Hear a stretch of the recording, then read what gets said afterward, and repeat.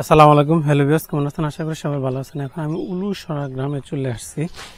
উলুসরা গ্রাম রয়েছে একটা ঐতিহ্যবাহী এবং হিস্টোরিক্যাল গ্রাম বলি এই কারণে, কারণ এখানে একটা জমিদার বাড়ি আছে। আপনাদের জমিদার বাড়ি দেখাইছি, কিন্তু ওই জমিদার বাড়িটা এখনো মাটির, কিন্তু এখানে বর্তমানে প্রায় কত পুরুষ চলতেছে জিজ্ঞেস করলাম, 50-57 পুরুষ চলতেছে, এখনো তারা আছে। যে কিন্তু এই জমিদার বাড়িটা পুরোটা মাটির, ঘরটা যে মাটির ঘরটা এখনো প্রায় 150 বছরের ঘর, এখনো টিকে আছে। টিনগুলো প্রায় অনেক পুরাতন টিন, কিন্তু এখনো বর্তমান টিন যে ওই টিন দিয়ে ভারী দিলে নষ্ট হয়ে যাবে, ভেঙে যাবে, এই অবস্থা।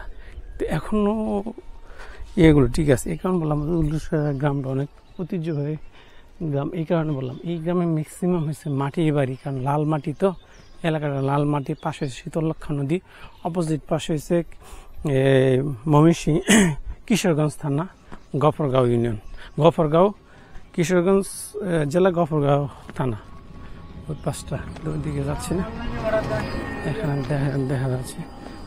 ওই পাশটা কিছু এলাকা দেখা গেছে চর এলাকা, যে ওই সাইডটা ব্রহ্মপুত্র নদীর পাশ যেটা, ওইটা চর এলাকা একবারে, ওখানে অনেক কিছু হয়। কিন্তু শীতলক্ষা নদীর অপোজিট পাশে রয়েছে কিছু এলাকা লাল মাটি, ওখানে মাটির ঘর হয়। কিন্তু এই পাঁচটা কাপাসায় ম্যাক্সিমাম এলাকা এই সাইডটা লাল মাটির ঘর, মাটির ঘর হয় বেশি। এখন তো দিন যত যাচ্ছে আধুনিক আসার কারণে মাটির ঘর থেকে ইটের ঘরে চলে আসছে ম্যাক্সিমাম। কিন্তু মাটির ঘর অনেক শক্ত এবং আরাম, থাকা অনেক আরাম। গরমকালে ঠান্ডা লাগে, আবার ঠান্ডার দিনে গরম লাগে, এই কারণে মাটির ঘরে। কারণ আমার শুরু থেকে মাটির ঘরে থাকছি, তো এই কারণে জানি।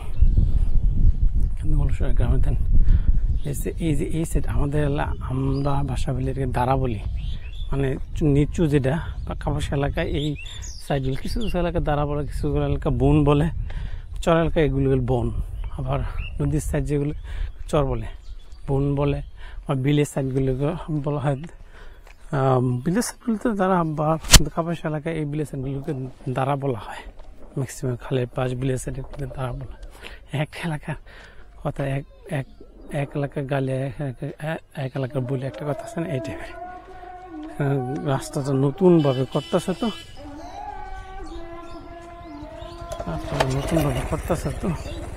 এই কারণে বাঙ্গাচোরা এখান থেকে টুক বাজার বেশি না, মানে 2-3 কিলো। আমার মনে হয় আমি তো 1 কিলো হাইটে চলে আসতে পারছি না। হাইটে আসার মূল কারণ হচ্ছে আশেপাশের পরিবেশটা দেখলাম, সৌন্দর্য দেখলাম, আপনাদেরও দেখাইলাম, চলে যেতে পারতাম। দেখেন আপনারা, আমিও দেখতেছি, আপনাদের দেখাইতেছি। দেখেন পাশে আবার ইটের বাড়িঘর আছে, আবার টিন সেট বাড়িঘর আছে।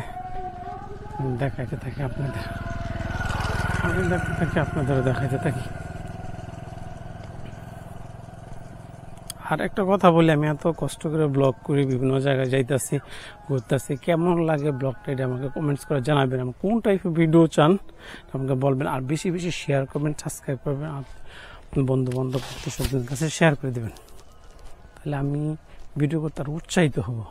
আপনাদের একটা সাবস্ক্রাইব, একটা শেয়ার, একটা কমেন্ট আমাকে অনেক উৎসাহিত করে ভিডিও বানানোর জন্য। কারণ দিন শেষে আমরা তো একটা কিছু যে ভিউ, সাবস্ক্রাইবার, এইটাই তো। আপনি দেখবেন, আনন্দ করলেন, আমরা একটু কষ্ট করলাম, কষ্ট করে ভিডিও করলাম, বিভিন্ন এলাকায় গেলাম, যে আজকে আসছি, সারাদিন ঘুরলাম, এই দেখতে গেলে আপনারা বড় বেশি আনন্দ করলেন, সৌন্দর্যগুলো দেখলেন, দেশের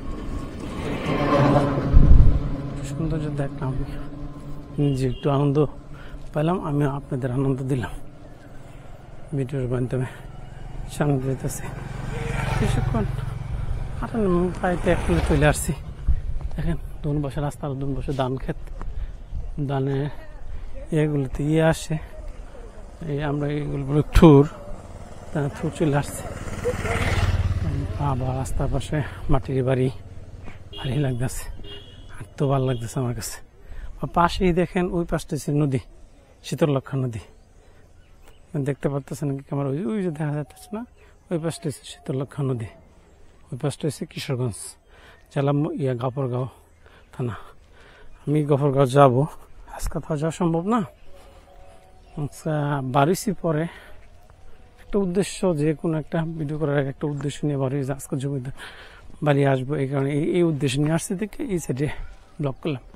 কিন্তু গফরগাঁও যাবো ইনশাল্লাহ, হতে পারে সামনে ব্লগ অথবা আরেক 2টা ব্লগের পরে যে গফরগাঁও যাইতে পারি।